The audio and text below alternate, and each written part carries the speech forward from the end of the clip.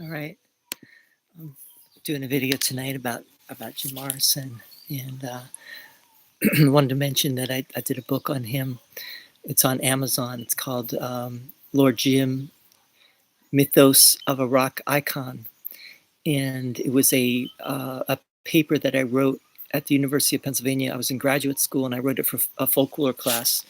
And I wanted to talk about Jim as a modern day example of someone who consciously promoted an image of himself and ultimately successfully, to some extent, became a larger than life figure and even kind of like a god, right? We talk about rock gods and we talk about celebrities, and some celebrities are larger than life, and he's an example of one of them. um, and there's this idea of euhemerism too, which is a person who was living, who later became a god, right? And then there's examples of of gods who were later made into human beings. Right? And people talk about Jesus, for example. Some say he was initially like an angelic being or a emissary of the divine, who then became written of as a historical figure. And in the case of Jim Morrison and other people like him, he was a human being who later became thought of as like there have been sightings, like Elvis and other people like that, sightings of them. People don't believe that they actually died. People go to his grave in France, in Paris, and they do rituals, ceremonies at his gravesite. People, look to him for understanding of life, right? And here's one reason why I wanted to do this video is, first I wanted to talk about Jim Morrison in light of A Course in Miracles, because I think that's an interesting discussion. But I also wanted to say, if you don't like Jim Morrison, maybe you don't know him, right? Maybe you have dismissed him out of hand. Maybe you've heard some of the talk against him, and there were quite a few famous other rock stars who didn't like Jim Morrison, like Jerry Garcia, even Janis Joplin and Jimi Hendrix apparently didn't like Jim Morrison. Frank Zappa, any number of rock stars came out and talk shit about him. And uh, I maybe I got the propaganda early on because I read No One Here Gets Out Alive. So I had a thing with Jim Morrison from very early on. I was like maybe 11 or 12 when I first read that book. I think I was 11 years old when I first started reading that book. And many people have read that book, and I mean, the book itself is not very accurate. Turns out it's not a very accurate book, but it's a great what you call hagiography. It's like a book written to paint a larger than life portrait of someone, even like a saintly. Not that he was a saint, but he was a he. I think he comes through in the music. Let's put it that way, and his poetry, and his interviews. And if you really listen to them, you really find a very sensitive person. Um, and I think a lot of people look to when he got drunk and when he was on drugs and think that was who he was, and maybe to a certain extent he was. But keep in mind, he was a young guy. He was in his 20s, right? Um, think about what might have happened had he lived longer. Personally, I think he lived exactly as long as he needed to live. But if he had lived longer, he might have stopped drinking and stopped taking drugs, and he might have had even more thoughtful things to say to society. But but here's the other thing that we're going to bring out, because I'm going to bring in AI, and I think AI is kind of like Jim Morrison in a way, that AI gets a bad rap. AI, people talk about AI slop, and a lot of bad stuff written with AI, but personally, I think AI has really brilliant stuff to say about things.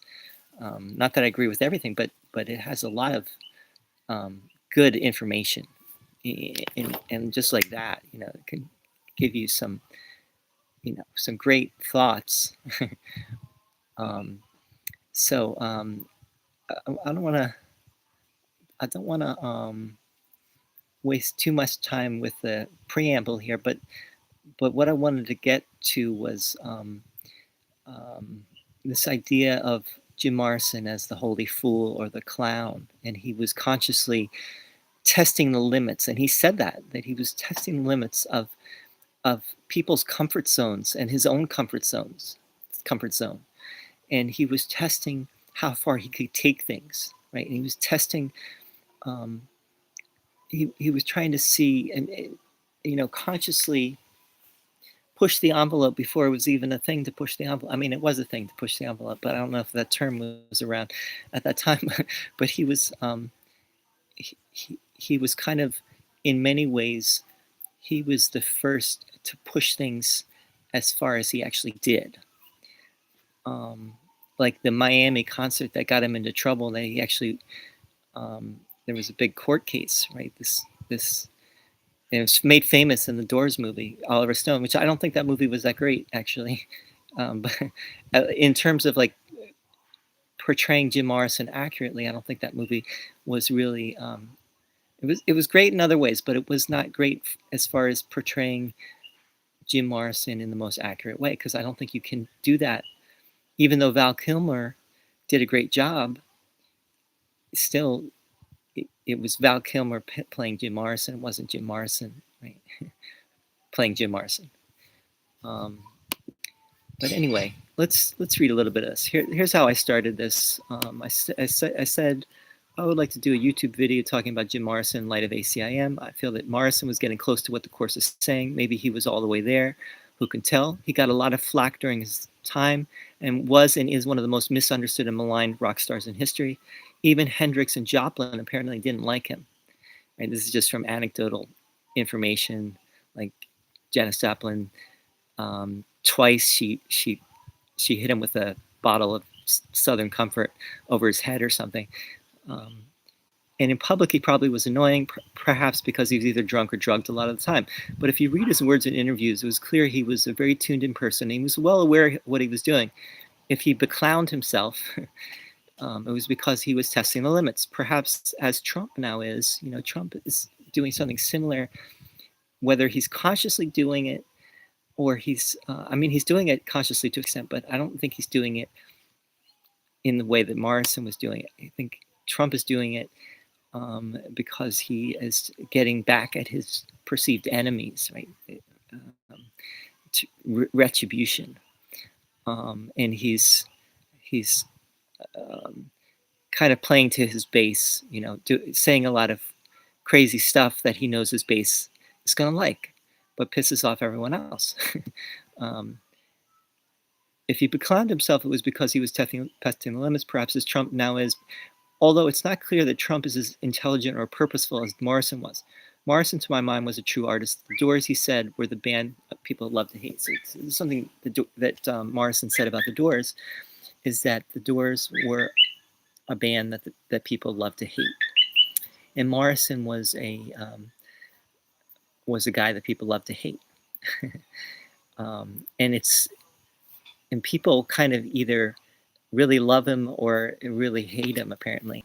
There's not a lot of in between. But why did he say that the Doors were the band people love to hate? And he actually said it's because we're so good.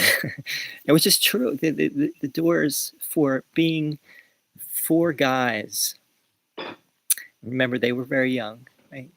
They actually they had quite a band, right? They had, first of all, their first album, they had a #1 song, "Light My Fire," which is amazing, right? 20, 21 years old, 22 years old. Um, that's pretty good. And they had one of the best opening albums, the first freshman albums in history. They had one of the, if you listen to that first album, every song on there is a great song. Um, anyway. I put my food on the table. Okay, bud. Thanks, bud. All right. Anyway, all right. Let's read what AI had to say about this. Morrison and the Beclowning. Jim Morrison often performed the fool, sometimes drunk, sometimes stone cold sober, as a way of pushing the audience past their comfort zone. In A Course in Miracles terms, that kind of disruption can be seen as a way of showing how fragile the ego's constructed world really is. When he made himself the scapegoat, he mirrored back to the audience their own shadows. And you could see that actually really in the Miami concert. He really was pushing the audience.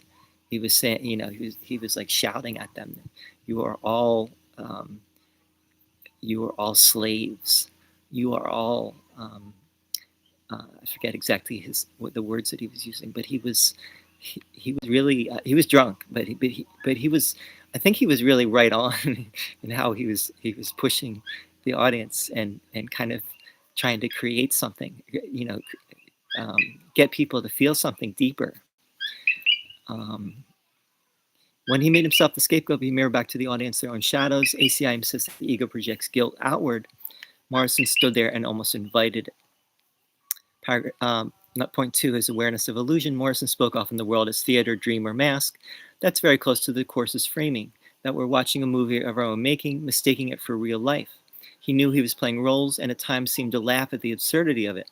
Like ACIM, his message wasn't fix the dream, but wake up and see that it is a dream. By the way, I just listened to his Rolling Stone interview in 1971 with Ben Fogg Torres, and he said that he really was working towards making movies. That's what he really wanted to do, is make movies. And come to think of it, that's what I want to do. Anyway, the misunderstood profit energy. You're right that Morrison took more flack than Hendrix or Joplin. Maybe because his work wasn't just musical, it was philosophical provocation. The Doors were deliberately unsettling. ACIM reminds us that the ego hates to be exposed. Morrison, knowingly or not, exposed it, and so he was maligned. His public chaos could be read as distraction or a camouflage for the deeper message. Number 4, the intoxication question. This is the tricky part. He seemed aware of what he was doing, but alcohol and drugs made him volatile. In ACIM terms, that's a split-minded action. Part of him tuned into higher vision, past stuck in worldly pain, and he knew it. His poetry reflects the torment. He wasn't all the way there in the Course sense. Few are, but he was circling the same truth. So according to AI, Morrison was not all the way there. Yeah, he probably wasn't, but he was getting closer and closer, I think, to what the Course is saying. And I think he was really aware of what he was doing on a level that most people are not. For example, in the song "The River," he says, I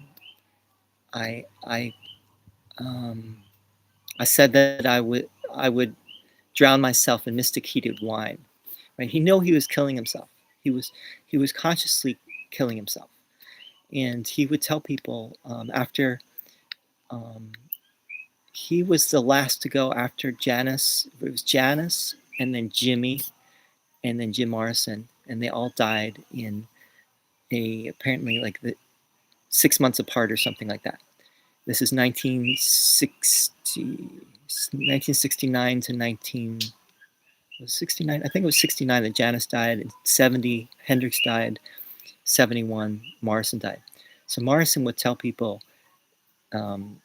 when he was out in the bar, he would say, "You're drinking with number 3, right? I'm the next to go, right? There's Janis, there's Jimmy, and then now I'm gonna go."